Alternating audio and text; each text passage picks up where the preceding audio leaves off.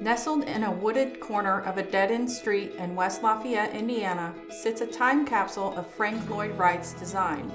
Full of Wright-designed furniture, lights, and amenities, the house has stood the test of time as a tribute to not only Wright himself, but to the family who commissioned it. Today we'll be speaking with Linda Eales, curator of the John E. Christian House, otherwise known as Samara.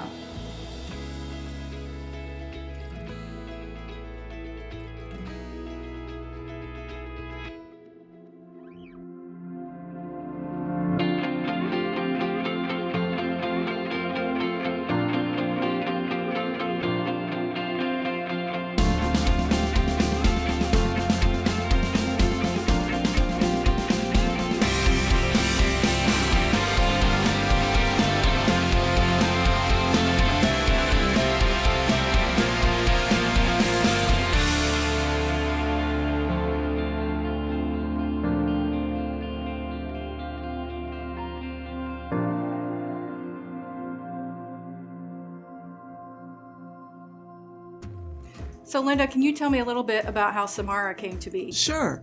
Dr. John Christian was a young professor at Purdue University in the School of Pharmacy, and he was, since 1948, he was doing something called bionucleonics. And what he would do is, it was actually early nuclear pharmacy.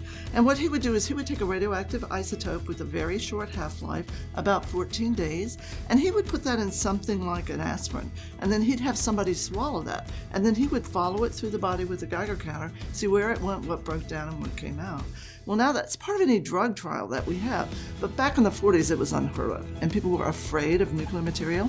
So Dr. Christian created a course on the safe handling of nuclear material, taught it to all the relevant departments at Purdue, and eventually went all over the country, all over the world, teaching people how to handle nuclear material safely.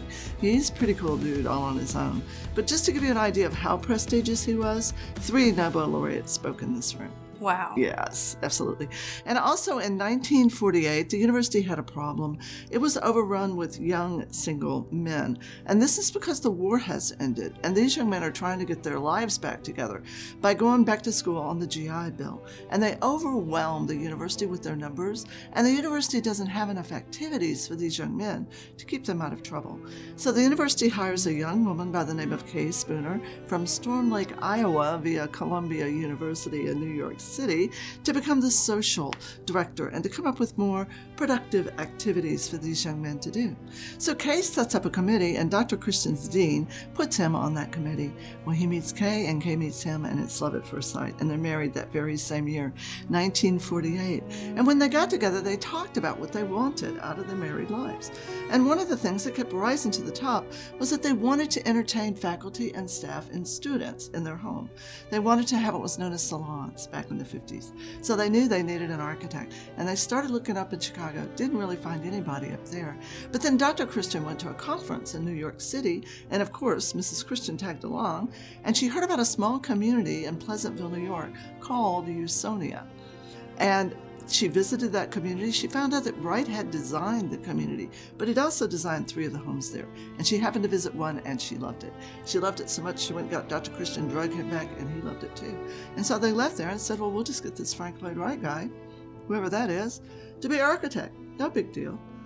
But being the academics that they both were, they started doing a little research, and they realized that this may not be so easy after all, because the 1950s is the busiest decade of Frank Lloyd Wright's almost 72-year career.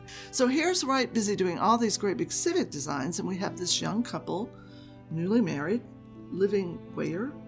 In West Lafayette, Indiana. Whoever heard of that, especially back then, right? And they had what Dr. Christian used to say is limited resources. So in other words, they had no money, and they want to hire this world-famous architect. Well, what do you do? Well, one day, Dr. Christian just picks up the phone and calls Taliesin in Spring Green, Wisconsin, and guess who answered the phone? Frank Lloyd Wright. They had a lovely conversation. That conversation ended with an invitation to come up and visit Wright, which they did a couple of weeks later, and at which point they found out how lucky they were that Wright had answered the phone. Because had any of the other people that were supposed to answer the phone, they would have said, you are crazy. There is no way Wright has time to design a small home for you. Where? I mean, it wouldn't have happened. Fortunately, that was not the case. And at this point in Wright's career, he had 55 apprentices and 3 secretaries, all of whom should have answered the phone before Frank Lloyd Wright. It was definitely meant to be. Wow. Yeah. So Frank Lloyd Wright designed this beautiful home. How much of the house now it looks like it would have been at the time it was built? Pretty much most of it. Originally, one of the meetings they had, Mrs. Christian said to him, I would like a brighter palette than what you typically use. And of course, Wright got huffy with her about that. But fortunately, Wright's 3rd wife was in the room, Ogilvana, and she had just remade herself into an interior decorator. How fortunate, huh? So she said, Frank, I'll work with Mrs. Christian on that. So they worked together with 2 of Wright's apprentices, came up with the original color scheme, which everything you see that's the green color would have been the turquoise color like you see in the rug. And the carpet was an off-white wool, very 50s, 60s. Then, of course, the 70s roll around, and our colors are avocado green and harvest gold, which is what you see reflected here today. But, of course, Mrs. Christian didn't do that on her own. She went back to the Frank Lloyd Wright Foundation, worked with those 2 original apprentices, and came up with this color scheme. That's amazing. Yes. There is something to see all over the place in this house. Absolutely. Everywhere your eye looks is something new and different. That's true. So what about the appliances? Well, it's very interesting. We have the original stove. The Christians purchased that in 1948, the year they were married. Wright allowed them to incorporate it into the plan. It still works. We have the original dishwasher from 1956, the year they moved in. It still works as well. We also have the original air conditioner from 1968. They lived here for 10 years without air conditioning, but Wright knew that they would want it. So when the house was designed and built, all the ductwork was hidden in it. So all they had to do was plug in the compressor, and they were good to go.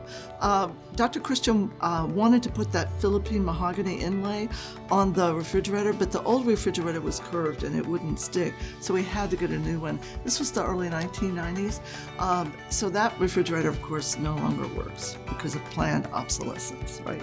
Yes. Yeah. So how long did the Christians live here? So Mrs. Christian lived here until 1986, and Dr. Christian lived here until 2015. So she lived here almost 30 years, and he lived here almost 60 years. So the fireplace is a real focal point of this entertainment room. Can you talk a little bit about that? Sure. In a Wright design, the fireplace is always the heart of the home and the center. That's just the way he likes it to be. He does want it to be the focal point. In our case, he specified a red light in the fireplace, and it really has 4 purposes. The first one is pretty obvious. It looks like there's a fire in the fireplace when there isn't one. And then the second thing it does is it's a heat lamp. So it heats the air in the fireplace hood. So when you open the damper, the hot air rises, taking the smoke out through the chimney instead of coming out here like it does at my house. And then the third thing it does is because of the spectrum of the light, when you do have a fire, the particles that are in the smoke are lit. So you get this sense of motion, and the house is all about motion, definitely. And then the fourth thing you get are shadows. And Dr. Christian used to say, I see something new in my home every day. I think I could look at this house for years and still see something new every time. Absolutely. Yes, definitely. Now, Frank Lloyd Wright was well known for having a lot of authority over the interior design and the exterior design. So you can really see how his thoughts were processed, I think, in this house. And the lines that he liked and the designs that he liked. Absolutely. Yeah. So the rug is a really interesting addition. So Wright designed this in 1954. He gave them the rendering for the rug. He also gave them the yarns with the colors, so they would be able to match those in the final rug. So when they could finally afford to have the rug made, they sent the rendering and the yarns to the Frank Lloyd Wright Foundation. Okay, they then sent that to Schumacher Fabrics in Chicago, who then sent everything to the Royal Thai Carpet Company in Bangkok, Thailand. That took 3 years, okay? Wow. It took another 3 years to actually get the rug made. So it's all hand woven, it's all hand carved, it's all hand dyed, and it's virgin wool, and it's absolutely amazing work of art. And it shows the artist's process, which is really cool, how he had the idea of the wing seats, definitely. So did Wright design the gardens outside as well? He did. Wright did everything here. He did the design of the home. He did the interior design. What he didn't design himself, he specified. And he also did the landscape design. So he controlled the complete environment here. But the most amazing thing of all is the Christians did what he told them to do, and not all clients did by any stretch of the imagination. So this will by far be one of the most complete Frank Lloyd Wright designs you will see. And part of the reason why we're a National Historic Landmark. Yes, one of the stories Wright told them they had an agreement that they could add his detailed plans as they lived in the home, and so one of the things is the copper fascia around the roof line. Frank Lloyd Wright told them, he said, whatever you do, make sure you put that copper on because it's going to make all the difference in the world. And so Dr. Christian finally found somebody who could help him do the design, and it's all hand stamped copper around the roof line. And Wright also told him, he said, now, Christian, you're not going to have 25 years to wait for that copper patina to come on. So you're a chemist. You figure out a formula that'll change that overnight. So they put the copper up. It was copper penny bright, as you can imagine. Dr. Christian set up a laboratory under the carport, and he experimented with lots of different things. He came up with one formula that he could spray on the house, spray on the roof on the copper in the morning, and by the next morning it was that beautiful robin's egg blue color. But in the middle of the day, the copper turned to a really ugly brown color. That's just part of the process. And the woman next door, who happened to be their best friends, came over and really got upset with Dr. Christian. She said, you have ruined this copper. You have absolutely destroyed it. I can't believe you did this. What are you doing? She said, you don't have to look at it all day long. I do. And so the next morning, of course, she came over with a basket of muffins to apologize because the copper, of course, had that beautiful robin's egg patina on it. Neighbors are something else. Yes. Now, Linda, I don't notice a TV in here. Did the Christians have a TV? Actually, yes, they did. They had several. One of the meetings they had with Frank Lloyd Wright, he asked him if they owned a television set, and this was very early on. And Dr. Christian said, no, we don't own a TV. We're saving our money to build the house. And Frank Lloyd Wright liked that. He was glad to hear that. He said, well, you will have a television set. He said, as a matter of fact, you'll have 2 or 3. Now, to the Christian's mind, this is crazy talk. I mean, what would you do with 3 television sets? There weren't but 3 channels back then. So they're literally thinking we're going to have 1 TV set here on 1 channel, 1 TV set here on another channel. I mean, what chaos would that be, right? So Wright said televisions are ugly and they don't fit into my architecture at all. And when they're not being watched, they should not be seen. Now he's sitting behind his desk, and this is the same meeting as the 3 television sets, so they're already thinking he's a little wacko, right? And he jumps up and he says, the television should be like an open sesame, and he throws his arms up in the air like that. So in order to get the television to appear, I need you to say open sesame. Ready? Yeah. 1, 2, 3. Open sesame! Oh my gosh.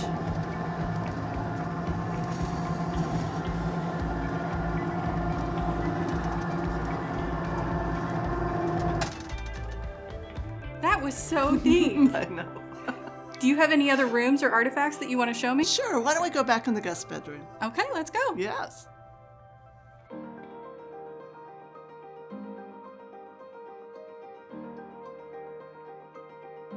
Linda, that bathroom was really interesting. Yeah, it's really neat, isn't it? I love the fact that the tub fits the 4-foot grid. Now, do you have some artifacts here that you'd like to show me? I do. One of the meetings I had with Mr. Wright, he asked them, do you like evergreen trees? And Dr. Christian said, yes, we love evergreen trees. And he explained that he had a little evergreen nursery down in the valley where he would plant little seedlings. And when they got to be about 4 feet tall, he'd move them out on the lot. So he liked the wing seeds, and he knew that there were wing seeds inside pine cones. And so what Wright had in mind is not the wing seed at rest, but the wing seed in motion. Okay. All right, so Wright sees that wing seed spinning around, and he does an artistic abstraction of what he sees, and that becomes the motif for the house. So this is what Frank Lloyd Wright saw when he saw that wing seed spinning around. So he takes this design and he further abstracts it, and he puts it all over the house. It's pretty cool. It's even part of Dr. Christian's stationery and business card as well. It's everywhere. It is, absolutely. So Wright specified 5 lamps that he had designed for his house at Taliesin for the home. And the reason for that is, again, because you get that wing seed, that spinning motion around those lamps. Frank Lloyd Wright's son John was an architect as well as a toy maker, and he invented Lincoln logs. So I always like to look at that lamp and go, I wonder which came first, the Lincoln logs or the lamps. So this lamp doesn't really seem to go with this house. I know, lots of people seem to think that. But this is a lamp that was given to Mrs. Christian by her great aunt Nell before they were even married. And when they got together, they went through their stuff and they said, this doesn't fit with our lives at all. But the thing I love most about this lamp is this is what Wright knew. This is what he grew up with, right? But yet that is what he created. They couldn't be more different, could they? Right. Wright did not design a specific china for the home. Instead, he specified which she should use. So he specified her formal china and her everyday china. So this is a pattern known as cabaret. It was designed for the Imperial Hotel, Tokyo, Japan, 1923. Wright, you see it's very Asian in design, but Wright brings that design and he puts it on the inside as well. And there's a purpose for that. And the reason for that is because he hated it when women's red lipstick left stains on his china, which is great if you're right-handed, but if you're left-handed, that is a major fail, definitely. Now what about these shelves? Well, these shelves are here for a purpose as well. Notice they are cantilevered, and you see how the shelving goes over the mirror. And the reason for that is so we can see those figurines on 3 different sides. So again, we get that sense of motion back here in the back bedroom as well. Thank you so much, Linda. Thank you. This was fun.